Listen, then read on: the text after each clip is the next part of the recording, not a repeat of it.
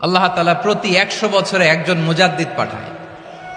প্রতি 100 বছরে একজন মুজাদ্দিদ, যিনি সমাজকে সংস্কার করেন। আল্লামা দেলোয়ার হোসেন সাঈদী রাহিমাহুল্লাহ ছিলেন তেমন একজন মুজাদ্দিদ। চিৎকার করে বলেন ঠিক কিনা?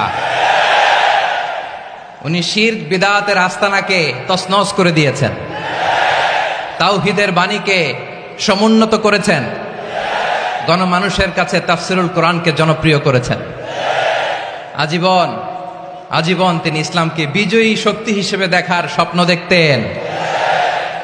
এত প্রাঞ্জল ভাষা, এত চমৎকার আধুনিক প্রেজেন্টেশন, গণমানুষের কাছে কোরআনের তাফসিরকে এভাবে জনপ্রিয় করে তোলার মতো ব্যক্তিত্ব আল্লামা সাঈদী ছাড়া দ্বিতীয় কেউ এই বাংলার ভূখণ্ডে নাই। এই যে তাফসিরুল কোরআন, এই যে টার্মিনোলজি, এই টার্মটাই উনি আসলে জনপ্রিয় করেছেন। আমরা আগে জানতাম না যে এভাবে তাফসির করা যায়, এভাবে scientific indications of the Holi কোরআনকে মানুষের কাছে পেশ করা যায়, এভাবে এত জীবন ঘনিষ্ঠ করে, এত ইন্টারেক্টিভ করে কোরআনের কথাগুলো মানুষের কাছে উপস্থাপন করা যায়। উনি অন্যায়ের বিরুদ্ধে সবসময় সোচ্চার ছিলেন, প্রতিবাদী কণ্ঠস্বর ছিলেন। ওনার আলোচনা শুনলে দেহের রক্ত টকবক করে ফুটতে থাকতো।